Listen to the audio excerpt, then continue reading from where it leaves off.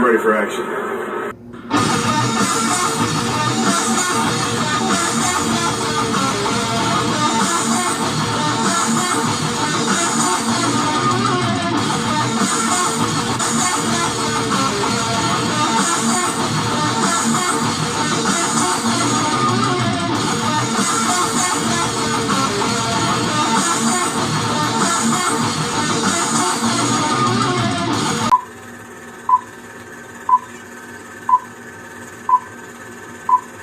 Alright, what's up? YouTube, Facebook, Instagram, how y'all doing tonight? TGIF, this is TK from Comic Insider, and I'm here with good friend Tori B. How you doing tonight? Hi, I'm doing really good, TK. How are you doing? I'm doing good, just trying to stay safe and, responsible in all this this crisis going on, so to say. I know, it feels like it's, the crisis on Infinite Earths, because it just keeps going. All the, society has shut down, and, now the beaches are back open, but for a while there, I was really scared. Yeah, they actually, just in our area, opened the beaches today. I'm actually, after we're done with this, I'm going to go meet some friends that are visiting in town, which is awesome. Nice. Get to be a little bit less antisocial. Yeah, or social distancing. Right? I consider myself a homebody, but I like to go a place or two every now and then. I mean, Oh, yeah. So, speaking of, a lot of things with the Gulf Coast CW, I've noticed you guys are still, thank God you're not having to take a break on work like a lot of people. Right. I've seen you've been still putting out some cool videos this week. I've been trying. Everything's been from home, but we love our Gulf Coast, and we want to be there for y'all in whatever way that we can. So I've been trying to do a little bit of fun content from home in between, updating people on what's going on air for the Gulf Coast CW. So I'm lucky and fortunate to be able to do that from home. Well, I also have to say thank you once again for being on the show, because if it wasn't for all my great celebrity friends, I fear that ourselves would be out of business. I mean, I remember... was about 3 weeks ago, I put up the post tagging all my celebrity friends, and I thought one or two people might respond, and over 30 friends, responded, and wow. You've seen some of the interviews. I had over that many people. That's awesome, TK. Yeah, it's a good hobby or not hobby, but you're doing it still despite the circumstances, and it's cool that you can incorporate things that you like as hobbies into what you're currently doing, like Comic Insider, so that's really neat. Yeah, and just to feel some sense of normalcy, still got the press badge just for the interview. I have one too. I think I have Dylan's over here. He's watching. He's the cameraman, getting everything set up. So maybe I could talk him into bringing mine, so we could treasure our memories from Pentacon, since that was the last big event that I was able to go to. I mean, honestly, this was all picking up right there at Pentacon, and y'all were some of the last people I really saw and got to hang out with. So yeah, a special token that passed. It was great. It's always good, hanging out with the CW fam and the Comic Con family. And one of the things that I loved about being at Pensacon, and yes, thank God we got to all hang out before this crisis happened. I mean, that was literally a week later they started shutting everything down. And we had like 10 of our next events canceled. Now, since the curve's starting to slope down, some things, I didn't know if you knew about the Huntsville Comic Con. They are still, hopefully, Huntsville, Alabama. I do not know if you guys were going to go to that one if, crisis or not. But that's one of the, it's July, I think, 18th and 19th. So, I might have to look into it. Yeah, because it's always great, teaming up with y'all. I know. Right before Pentacon, we ordered some really cool new cosplays. Like, I've got the new Supergirl, and then Batwoman, because that was a big, debut this past fall on the CW. And so I was planning on wearing them at Pentacon this year. And then with the virus breaking out of China, I didn't get to get my costumes. So from what I understand, they're still going to be coming in, and hopefully by July they will be here. I don't know. I mean, things are kind of unprecedented right now, but I need somewhere to wear them to, and I don't think I could wait till Pentacon 2021. So well, hopefully we'll get to see it at Huntsville. Like a good alternative. Yeah, hopefully we get to see it at Huntsville, because they are still saying 100% that they're going to be open, and before Huntsville, like we were just talking about Pensacon, it was great. Like getting to team up. It's 2 years in a row of this, and it's pretty cool because I mean, if you remember one of the interviews we did together was the Matt Ryan and Nick Zano. And John Wesley Shipp was 2019. If y'all have not checked out that interview, watch it. It's amazing. Yes. Tori always has the best questions. From any of my Pensacon memories. Yeah, but for this one, right before all the madness broke out, we got to team up once again with the Matt Ryan and Nick Zano. And I gotta say, I think that was probably one of the funniest interviews we've ever done. Because, I mean, you got to see Nick Zano, he was quoting The Godfather. He's like, bring him out and then bring him back in, and then ends up grabbing Hunter, from Comic Insider. It's like Stephen Amell. He was kind of not, I guess, prepped for that too, but he did a good job for just under the circumstances of having a celebrity, one of someone that you admire, being like, come on in. Like, nope, God. Oh, that part is what cracked me up. I ran into Matt Ryan after that interview, and it was funny because when we did the interview, Nick Zano did that about 4 times, pulling in Hunter, and it's like, oh, okay, Stephen Amell, bye. That was hilarious. And of course, we don't want to spoil anything, but we know why he was doing that, so I think that kind of just adds to the whole humor. The whole ambiance of it. Yeah, it was funny because I talked to, like I said, Matt Ryan afterwards, and he told me, he was the one standing, I think, between us, but next to me during the interview. And he was like, he goes, I'm glad, he even did the Constantine voice. He was like, I'm glad, mate, I didn't have that last beer for the interview. He goes, the second time Matt did that, I laughed so hard I almost peed myself. I was like, oh my God. I was like, it was pretty funny. Well, how about that, getting to sit upstairs in the balcony with their managers? I thought that was pretty cool too. And riding up in the elevator with them. I guess you weren't in the elevator, but we all rode back down or walked back down together. Yeah. And so we were kind of in that, VIP area, which was kind of cool. That was epic. While they were on stage for the panel. That was pretty epic. I mean, after that, at the end of the event in general, I went up to Julio Diaz, and I asked him. I was like, hey, how do we hit you up to post this to the Pensacon channel? And he's like, just tag us in it. There's not really a process of sharing the interviews, and he was like, you guys did good.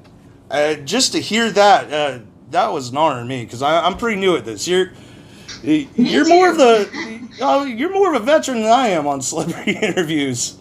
I think people assume that. I think that people forget that I'm not a journalist or a reporter, so I'm kind of different, I feel like, than the average interviewer, because I really am just trying to fangirl out. It's obviously for the news station, for the Gulf Coast CW and stuff, but I'm just as much a fan as I am, I guess, someone who's trying to get the scoop. So I thought it was fun, but the sense or the casualty or the casualness I thought was one of the best things about it, is that we kind of felt like we were all hanging out. And we got to meet some of the people that they hang out with, their managers and stuff too. And that's the best way to do it, because if people that are trying to get the scoop, those are just career driven. They're not fans. I think people who are fans thrive more, because honestly, I've never had to research an interview in my life. Well, I luckily have a lot of help.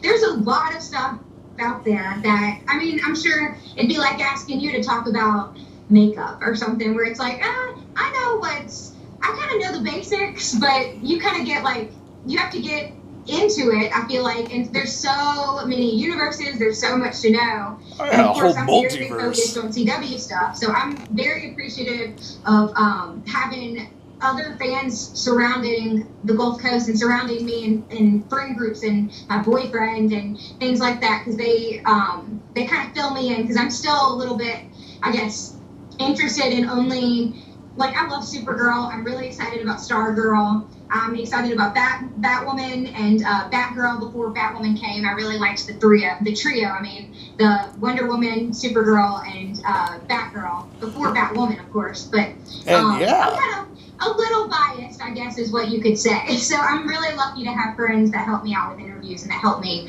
kind of fill in the pieces on things that I don't know. Well, speaking of some fandoms and superheroes, man, Stargirl, are you psyched for that?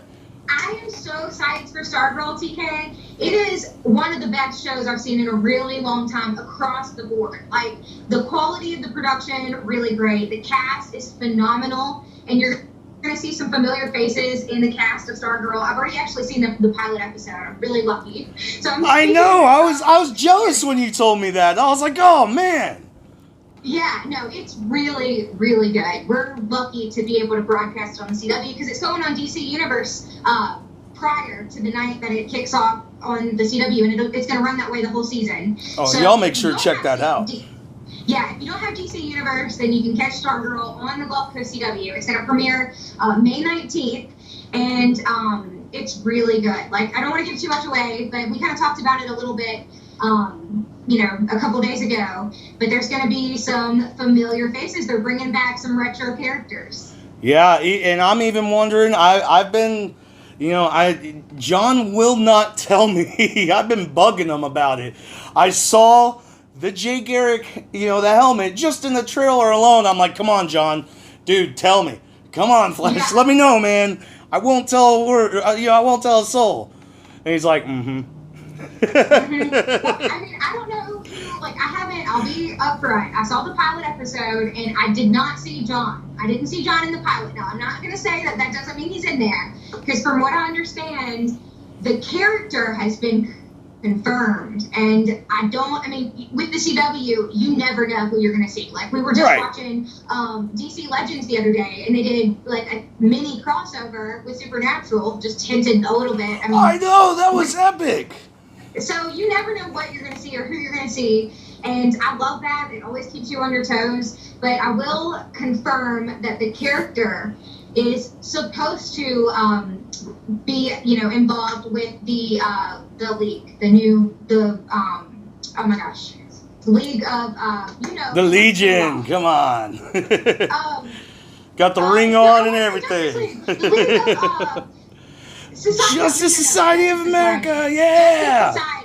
Justice Society. And I cannot wait to see that. I didn't just blow the whole thing. I know this. It's just, I'm honestly more into Courtney, the character Courtney, who is going to be Stargirl eventually when she hones in her powers. She's got great hair. She's got great spunk. I'm really excited because she's got that cosmic staff that shows her. And the cool thing about that was that the staff was designed for Starman alone. Yeah. And for his sidekicks, stepdaughter to be able to find that, oh yeah, we know our comics. To be able to find that and have it, that staff was only supposed to work towards Starman. And for that to integrate the power over, I mean, just in the trailer alone, the little clip from the trailer, it was like, I saw that and I'm like, whoa. Yeah. Well, I gotta say, it's not his stepdaughter, so that kind of makes it a whole other thing. So. I meant his sidekick stepdaughter. This isn't a spoiler. I just was gonna say that the character Pat is his stepdad, or her stepdad. Sorry, Courtney is gonna be eventually. She's gonna become Stargirl, and I'm not without giving too much the away, stepdad. He was the sidekick to Starman. Right. Exactly. Yeah. That's what I meant. I didn't mean Starman's stepdaughter. So didn't mean to cause no confusion. No, I'm sorry. I didn't mean to. No, that was me. But yeah, it's gonna be really good, and all around, like the music, the cast, the surprise characters. There's even a couple surprise villains that you've seen on a couple other shows and fighting other comics. I am just really it's probably like an old man thing of me to say, but I am really interested in the car. She's pretty much got a car that's damn near a transformer. That's epic. I said the same thing. And one of the epic. I don't want to give too much away. But yeah. We can't do that. We can't give too many spoilers or anything like I that. know, But so, sorry. upcoming projects. Do you have anything upcoming? Like some stuff going on at CW. I mean, I know the curve's just starting to flatten. Yeah. We're starting to be able to get out there. Beaches are starting to open up with limited everything. And I mean, but like I said, also the Huntsville Comic Con. Do you know of anything schedule wise, CW wise, or projects that? Well, right now, I mean, we had to cancel a lot of things, like you mentioned. There were a lot of local just festivals and festivities, not necessarily Comic Cons, or cons, but just local things that have been canceled. So our books, as far as events, are pretty open right now. But we have been talking about featuring some of our super fans and having kind of like a campaign, spotlighting some of the other people around the community who are big fans of the Gulf Coast CW, who always support us at Pensacon. And I know I've told you a little bit about it from what I do know. So I guess that's the project we're really working on right now, is trying to pull something together that can say thank you for, being a super fan, but then also to feature y'all. And I don't know what that looks like exactly yet, but it's something I'm really excited about, because I think that it's really cool that we have so many supporters along the Gulf Coast. And my favorite part of going to things like Pensacon and the other events is seeing people light up and seeing all of the other fans. And so that's something that my heart's lighting up about, because I've been trying to push something like that for a while. And I think that now's the time more than ever because of the current circumstances. Hey, like Supergirl says it herself, stronger together. Yes. Oh my gosh, where are my Supergirl glasses? I just had them all ago, but the glare from the camera was a little much. But yes, exactly, stronger together. And that was one of my favorite things from the CW.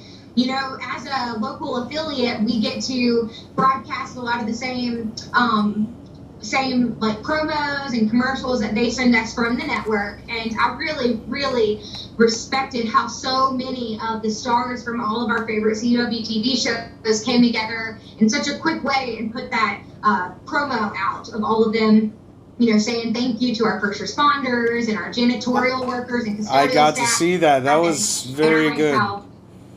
Yeah, they said stronger together, yeah. Yeah, I saw that, the footage you were talking about. They had, was it Melissa Benos, Constantine? Matt Ryan. Yeah, they had Matt. They had Melissa on there. I mean, they had a lot from a lot of different shows, not just the Arrowverse, which I thought was cool. I mean, it was like, right. in that clip, almost everybody from the CW in general, wishing our first responders and everything. And, just the amazing work they're doing. Heroes supporting real heroes has a way of, it's a tearjerker. Yes, it is. A little bit. So, one thing, we can't keep you on here, all night talk about fandom and all this stuff, but I wanted to say, I gotta say that's, from Pensacon, what was that, the 2.0 on the CW mobile, man. It was the, what was it, Supergirl Flash, now it's, was it the Flash or was it Supergirl? It used to be Supergirl, Arrow, and Flash, and now it's Batwoman's one of them. Like in his new suit, and then Batwoman on the other side, and we get some eyes. It is an eye-catching vehicle. I will tell you that. We get a lot of people who are coming up and want to take pictures with it, and for good reason, because it's a very sharp-looking car. Oh yeah, I even came up to you and jokingly I was like, hey, if y'all retiring the last one, I'll buy it. Yeah, one of our producers ended up buying it, and he's driving it around, so you might see that it is around awesome. the Coast. That is awesome. Well, like I said, we can't keep you on here all night talking about all the fandom stuff, all the superhero stuff. So I wanted to say before we got off here, for your fans of the Gulf Coast CW and for fans of Tori, be able to how to reach you, the website, and be able to see y'all's content and everything.